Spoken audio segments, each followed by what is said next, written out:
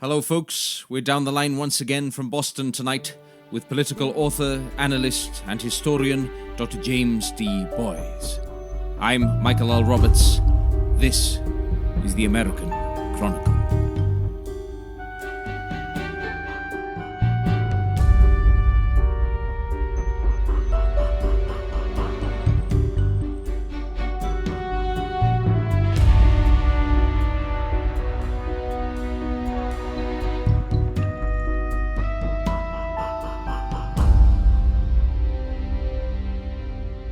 It's Monday, 30th of March, 2020, and with thanks for all your great feedback regarding last week's show, we continue tonight riding the waves of air, discussing bailout packages, lockdowns, Trump checks, and the ever-relevant historical context in which the US president's actions may come to be judged. With much to get through then, I began this evening's interview by asking James about the White House's $2 trillion stimulus package and the pros and cons therein. So this week we saw the passage of a $2 trillion stimulus package through Congress and its signing by President Trump. It really is quite a remarkable piece of legislation. Several years ago in 2008-9, we saw a huge stimulus package at the time being passed to try to save the American economy. That has been dwarfed now by this package. All the more remarkable, quite frankly, considering it's been passed by a Senate controlled by the Republican Party, signed by a Republican president, with hardly a sniff, quite frankly, from members of the former Tea Party, who, of course, were so adamant back in 2008-9 that it's not the job of the American government to be bailing out the economy or various sectors of the American sector, quite frankly. And yet here we are now with members of that same party dishing out quite literally cash directly to American voters. It's going to be fascinating to see what transpires next. No one is expecting this to be the end of things. This package was very much just seen as something which would stabilise the situation without actually starting to necessarily improve things. So I think that what you're going to start seeing is moves towards the next step now, steps towards even greater funds being released to the American economy. How that is going to manifest itself, I think, will in large part depend upon how it is that this initial bailout is perceived and indeed received once those checks start arriving in the mail to the American voters and once the money starts working its way into the system. There has been, I think, a direct attempt to recognise what was seen as the political flaws of the bailout back in 2008-9. There was a perception at that time, I think, that too much money was going directly to the banks, to Wall Street, and that they had then in turn the option of how to pass those opportunities and benefits onto the American people directly. I think that the opportunity now has been to very much try to see how it is that Americans can be paid directly to Main Street, as it were, rather than to Wall Street. And that, I think, is a direct lesson that's been learned from the initial bailout back in 2008-9. Very clearly, I think the Democrats have recognised that they have an opportunity here to try to alter the legislation which had been put forward by Mitch McConnell. I think that however one sees it, it's very much been an opportunity for the Democratic leadership to realise that in the form of Chuck Schumer and Nancy Pelosi, they have formidable negotiators who have been able to make sure that the will of the House of Representatives of the Democratic Party has been adhered to at a time when perhaps the Republican Party was somewhat weakened by illness amongst their own ranks. And also, of course, the much higher threshold that this piece of legislation required to get through the Senate. It wasn't just a question of getting a simple majority.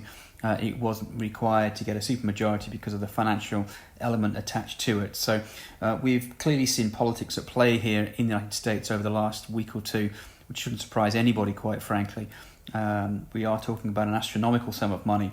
And, of course, in an election year, that's only going to be all the more heightened. Last week I asked about close quarters in the White House and the fact that the UK Prime Minister Boris Johnson was considering holding all briefings remotely. By the time this show has come around, of course, Boris Johnson, the Health Secretary, Matt Hancock, and the UK's Chief Medical Officer have all tested positive for COVID-19 and or have been isolated.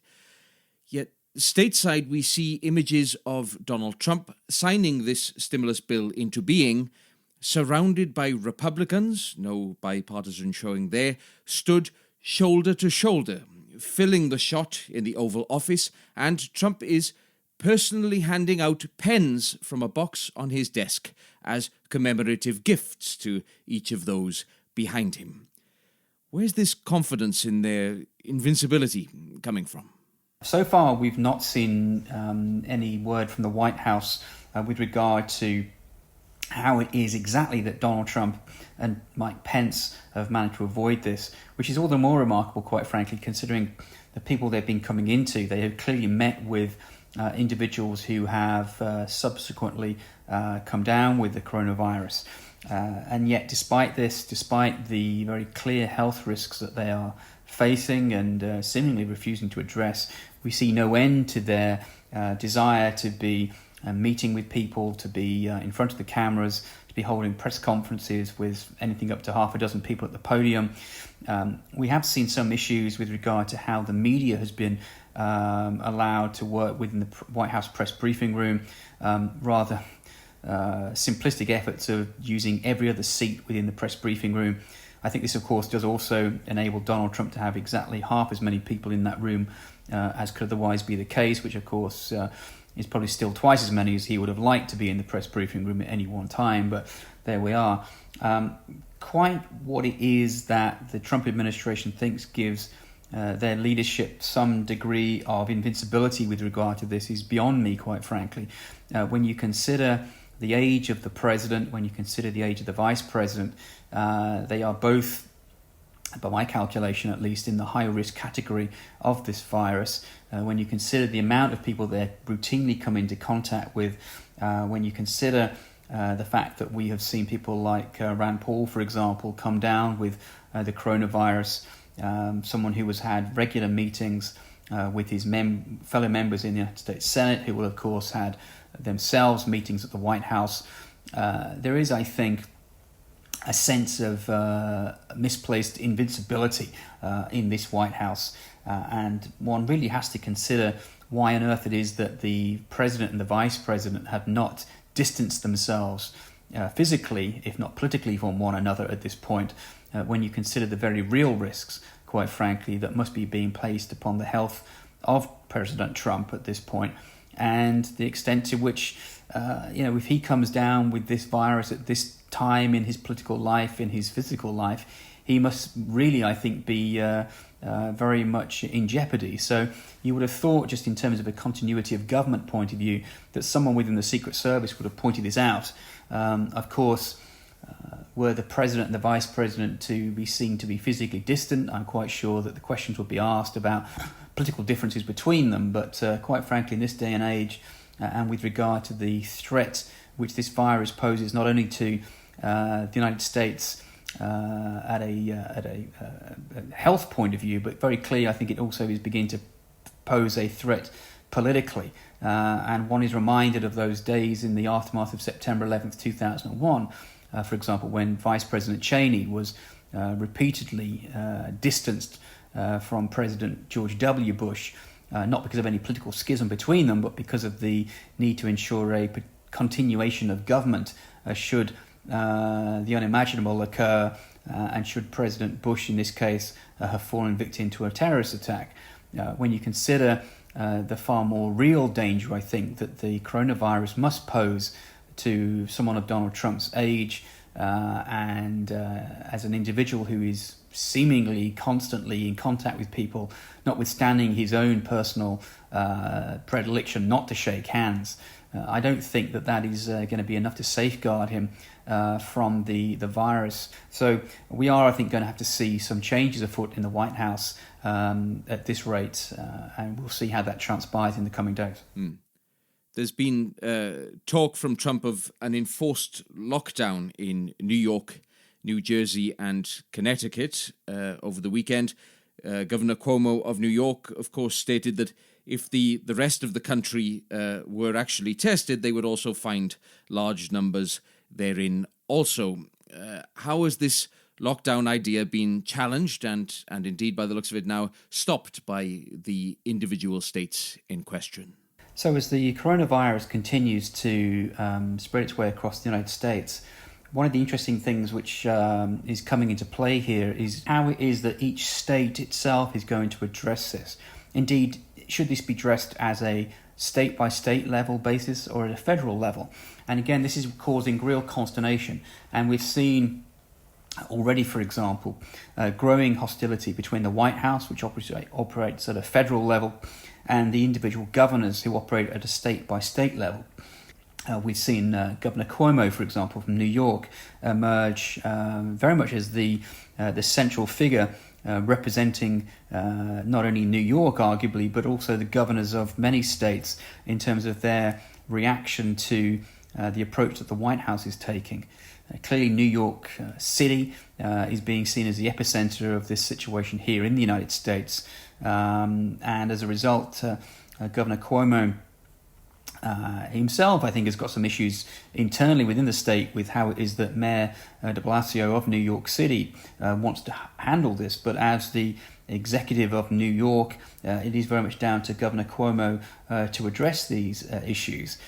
He has gained an awful lot of airtime across the networks, particularly on CNN, of course, where his brother Chris is a regular host in the evening, which, of course, laid to questions about issues to do with nepotism, etc., etc., etc. But that notwithstanding, it's interesting to see how it is that the dynamics between not only the federal and the state level of governments here is operating, but also added into that mix the all too turbulent element, which, of course, the Trump presidency brings to the dynamic.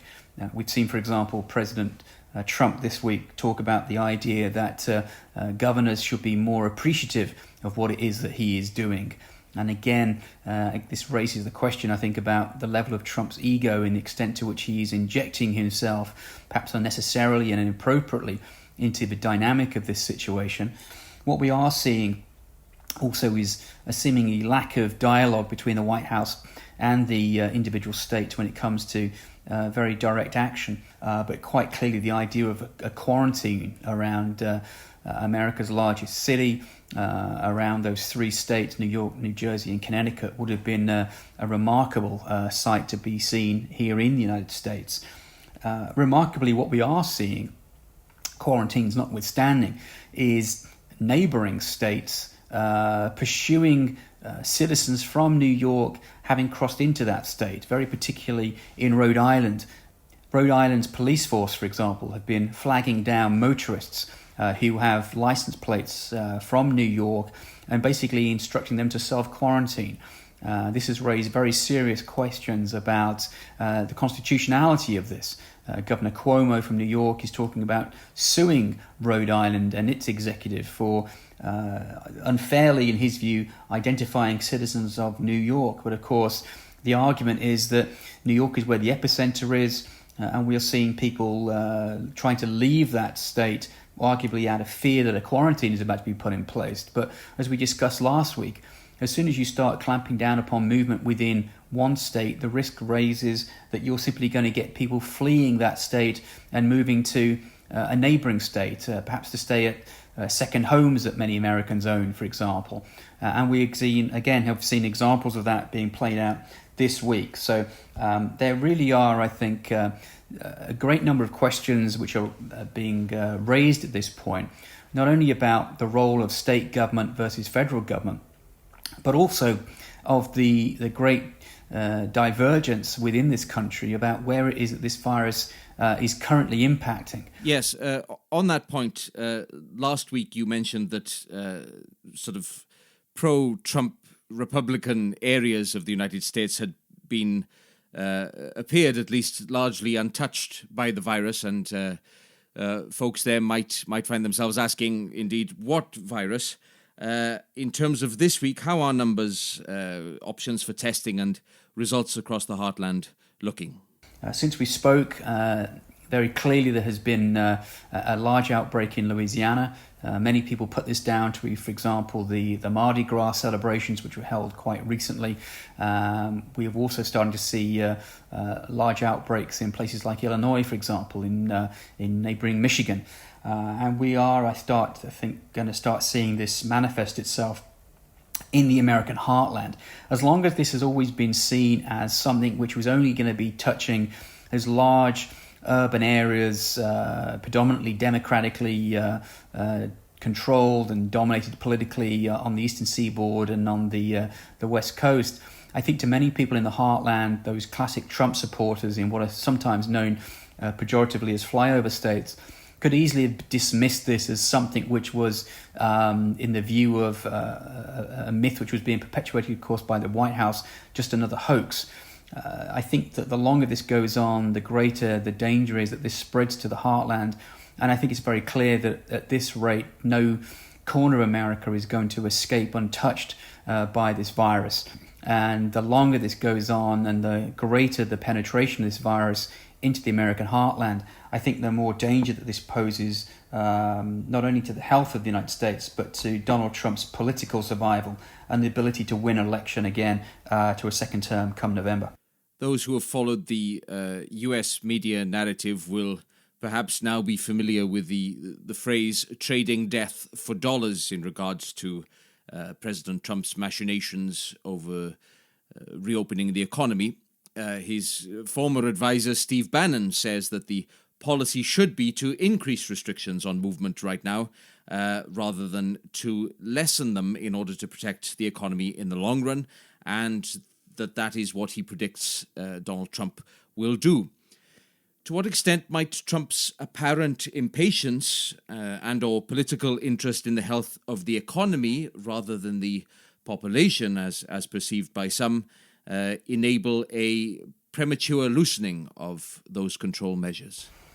Very clearly, we are seeing an interesting dynamic play out within the White House at this point in time between the health of the nation and the wealth of the nation, and also between what may or may not be in Donald Trump's best long-term political interests. We've seen the president, for example, talking at the beginning of the week about wanting to get the United States back and reopen and bringing down these restrictions upon the free movement of people within a very short time period, by his reckoning, by Easter Sunday.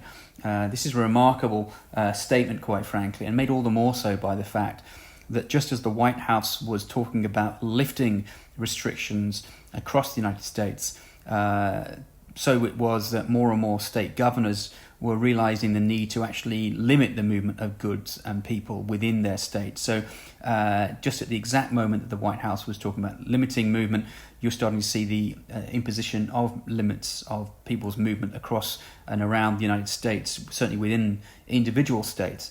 So this seems another example, I think, of the complete disconnect between the White House operating at a federal level and the governors operating very much at a state-by-state level. You can, of course, bring this right back to the great frustrations that exist within the United States political system and the great tensions which have always existed between federal and state level. The right of the individual states to operate and instigate their own policies vis-a-vis the overriding power of the federal government. What we're seeing, arguably, I think, play out is the White House desperate to try to present an image that all is well, that all is calm, that there really is nothing to panic about. This, I think, was their initial response to this virus. That has clearly been seen to be wanting now. The initial efforts of President Trump to talk about reopening the markets, to try to make sure that the stock market, for example, rebounds, that people can be seen to be out and to be continuing with everyday life, to be making sure that the supply chains are in place so that people can go food shopping, for example, so that the overall American economy can keep ticking along, is an admirable one. But the challenge is, of course, that it appears to fly in the face of all medical advice that he's receiving, which suggests that it's the very worst thing that could possibly happen. He has been advised by several key individuals, not least of which would be Senator Lindsey Graham, for example, who everybody knows he pays a great deal of attention to, that he will literally have the deaths of Americans on his hands if he goes ahead and pushes for this to be executed, for Americans to be released, as it were, from their quarantine. It should be pointed out, of course, that it is not Donald Trump's place to reopen anything. He has not closed anything down. He has not instigated a federal lockdown of any sort, and therefore he cannot raise that lockdown. The stay-in-place orders which have been instigated so far have been done so at a state level by state governors. And so at this point it is their remit to decide whether to lift those travel restrictions or to keep them in place. So it really is, I think, highly problematic. And again, for fear of repeating myself, again, this simply raises one more time those great tensions which have always existed in the United States between the power of the federal government and the ability for individual states to operate at an independent level. So when Donald Trump talks about wishing to reopen the country in time for Easter Sunday, it simply is not within his power to do so, because those restrictions upon the movement of people which are in place have been put in place by the state executive, by the governors of the states, and it is their power and their power alone to reopen those states as they see fit, which of course they will do on a case-by-case basis. Turning now to the 2020 campaign, largely looking at the moment, of course, as a situation of Donald Trump versus Joe Biden. Some here in the United Kingdom may well have heard of the White House's plan to send bailout checks directly to American families. Fewer, however, will have heard that the plan is now for those checks to be sent out bearing Donald Trump's signature. In such an instance, a family of 2 parents and 2 children, for example, would receive a check for $3,400 with Donald Trump's signature at the bottom. What sort of political effect might that have come November? This is very, very clearly a play to make it seem as though he is personally bailing out the United States, I think, that Americans will receive a check not from the government of the United States, but from Donald Trump. This really is quite a profound shift, I think, in how it is that the American president has attempted to interact with the American population. It's the only equivalent, I think, would have been the idea that Franklin Delano Roosevelt would have insisted upon sending checks directly to Americans during the Great Depression. Of course, one of the great ironies both then and now is that some people who very much need that money at the bottom end of the American economy may not even have bank accounts. So how, in either case, those checks will be cashed is beyond me. I think it's also not beyond the realm of possibility, of course, that one of the great challenges is that many people might well receive a check and think, wow, it's a check signed by the president. I don't want to check that and lose it. I'll keep it and frame it.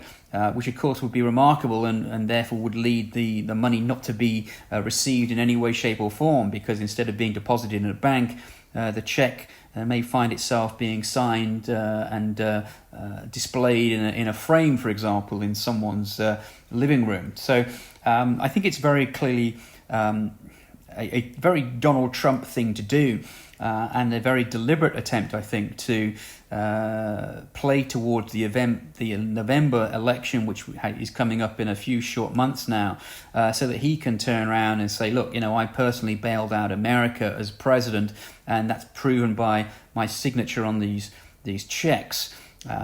Whether that ends up happening at this point is debatable, quite frankly. It will be a remarkable thing if it does indeed come to fruition. But very, very clearly, the Trump administration is looking ahead to November because at this point, there really is very little upside to this current crisis for the White House. And whilst we have seen a very, very small 2% rise in Donald Trump's opinion poll ratings, that is very, very minor compared to the double-digit increase in poll support, which we've seen for presidents in previous times, in time of crisis, for example, after 9/11 for George W. Bush, after the Cuban Missile Crisis for John F. Kennedy.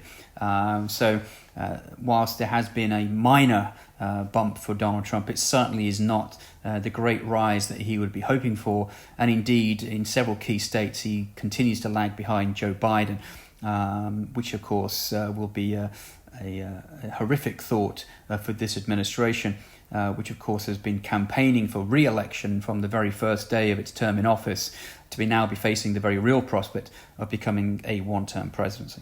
Staying on the campaign trail, as it were, you mentioned that Donald Trump is lagging behind Joe Biden in some states there. There's no blueprint for how to break through against a president in a 21st century pandemic. Joe Biden is currently presenting a rhetorical and experiential contrast with Trump at media appearances, of course, but what more could his campaign be doing in order to compete harder in these uncharted waters? One of the things to remember, of course, during this time of national crisis is that there is still the small matter of the American presidential election, which is going on. It has been completely and utterly consumed by the coronavirus to a point where we've seen widespread elections being cancelled, postponed. We've seen the reporting of primary elections hardly receiving any coverage whatsoever, quite frankly. This can only assist Donald Trump, I think. It must be very frustrating for Joe Biden, who has had a remarkable run of success in the primaries to date. He has seen challenger after challenger drop out and endorse him. And, of course, this is all but frozen out Bernie Sanders, who technically, of course, is still in the race. He refuses to step down. He has had every opportunity to do so, every opportunity to throw his weight and the support of his grassroots movement behind Joe Biden, who is clearly at this point going to be the Democratic candidate for president unless something untoward occurs, which, quite frankly, at this point no one can foresee. It's a very frustrating time, I think, for any politician other than Donald Trump who wants to get on the television, because in time of national crisis, it is understandable that it is to the White House that the American people and the American media look for guidance. That is as it should be, and no one is taking any issue with regard to that. And yet, Donald Trump is very much alienating many within the media. We're seeing calls for the media to stop broadcasting his daily press conferences, at which he routinely takes the podium in the press briefing room to talk about the response to the coronavirus, to talk about his own personal actions, the actions of his administration.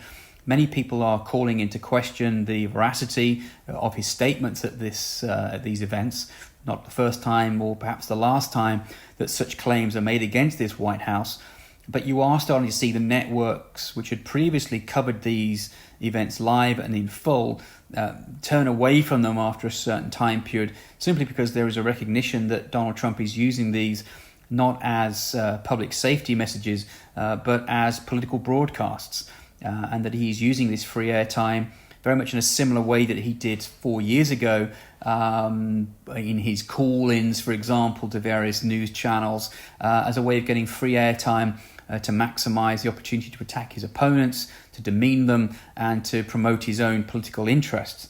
I think the networks have realized what happened 4 years ago and are trying to avoid that happening once more. If you are Joe Biden, I think at a time of great frustration, he is attempting to think about how it is that he can position himself vis-a-vis Donald Trump at this time. We have seen him, for example, attempt to give what in England might be thought of as a shadow response to the president, trying to talk about his own policies, what he would do if he were president, to offer the president guidance and advice. He's been on the talk shows this weekend, speaking with various anchors, talking about what he would have done if he were president and what he would do if he were to become president with regards to his actions vis-a-vis the coronavirus. At this point, his options are somewhat limited.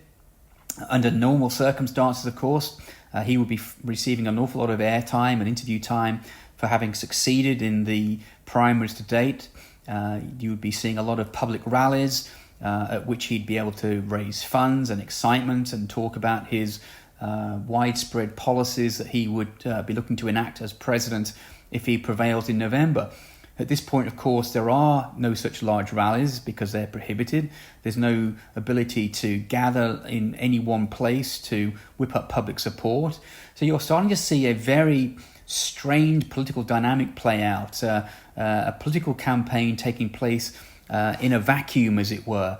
And it's going to be fascinating to see how it is that manifests itself in the coming primaries and, of course, when we move into the general election in the autumn. At this point, primary elections, which were meant to have been held, are being postponed. It's going to be very interesting to see if and when those are able to recommence. I remind everybody also, of course, that the primary season is meant to climax with two large rallies, one for the Democrats and one for the Republicans, as they gather for their conventions to re-nominate, in the Republican case, Donald Trump, and for the Democratic Party to nominate their candidate, who at this point, of course, is presumed to be Joe Biden. It's at this point difficult to see how those two conventions, which are obviously planned for the late summer, are going to go ahead, quite frankly. We are talking here at the end of March. Nobody seems to know quite when or if these restrictions upon travel are going to be lifted, but quite clearly these events take a great deal of planning, and it's difficult to see at this point how on earth those conventions are going to take place in the normal circumstances. It's possible, of course, that we may be in a very different place come the summer, and fingers crossed we will be, but very clearly this virus is going to continue to have an adverse effect upon the American body politic, and indeed upon its ability to elect public officials to govern effectively once this virus has indeed been removed from the political scene. So we are really in uncharted waters at this point. And of course, the great debate is going to be the extent to which this doesn't just impact the primary elections, but of course the general election come November. Thank you, James. As usual, in closing out tonight, one of my favourite elements of these interviews is the historical and factual context that you bring to my questions. You've touched upon the states versus states and states versus federal government dynamic in tonight's answers, and indeed we hear further disturbing news of states competing with other states, sometimes underselling each other, often marking up prices on equipment and goods and materials, etc., and being at odds with the approach of the federal government simultaneously.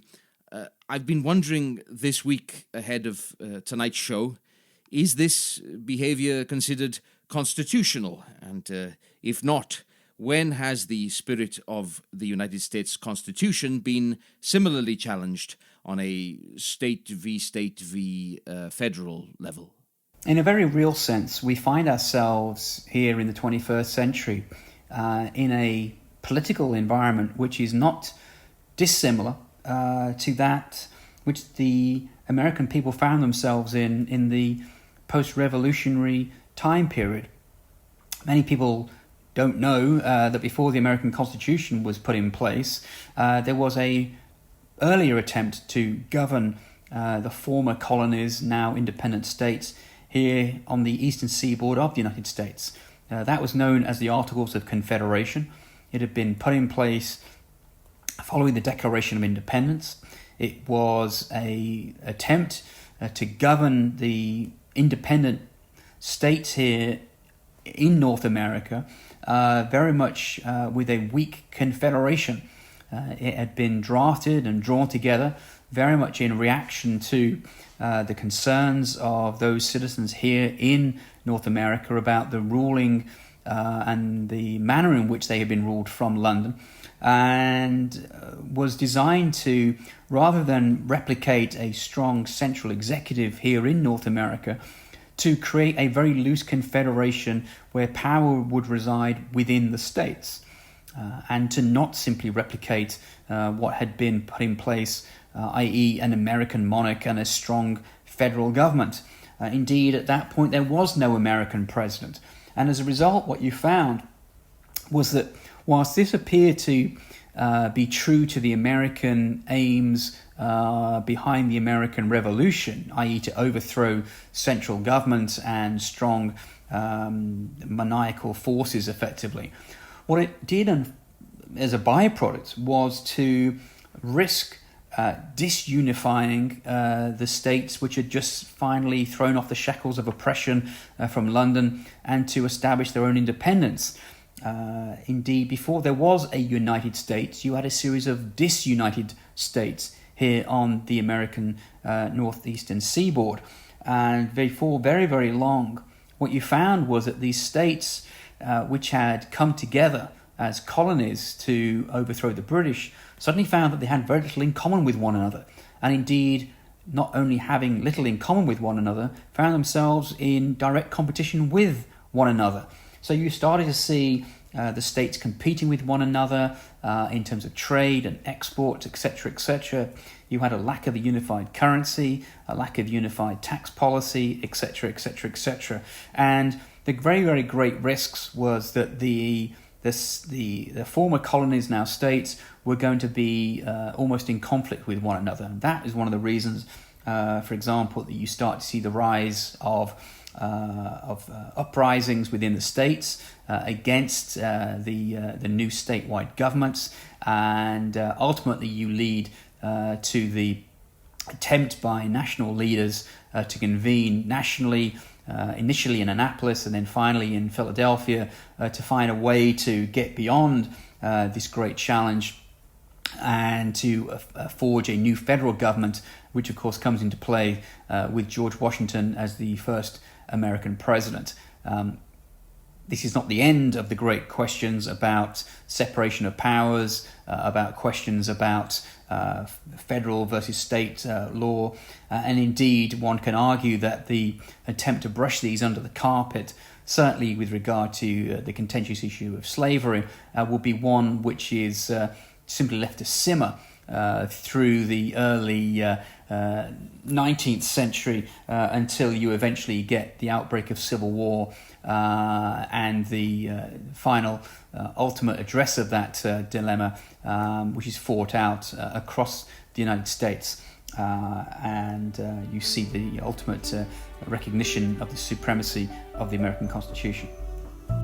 Until next Monday then, this has been the American Chronicle, with music by Chris Warner. I'm Michael L. Roberts. Follow Dr. James D. Boys on the links below. Tune in Thursday to the Voicing the World Late Night Noisecast, Episode 6. And good luck, and ever onward to you all.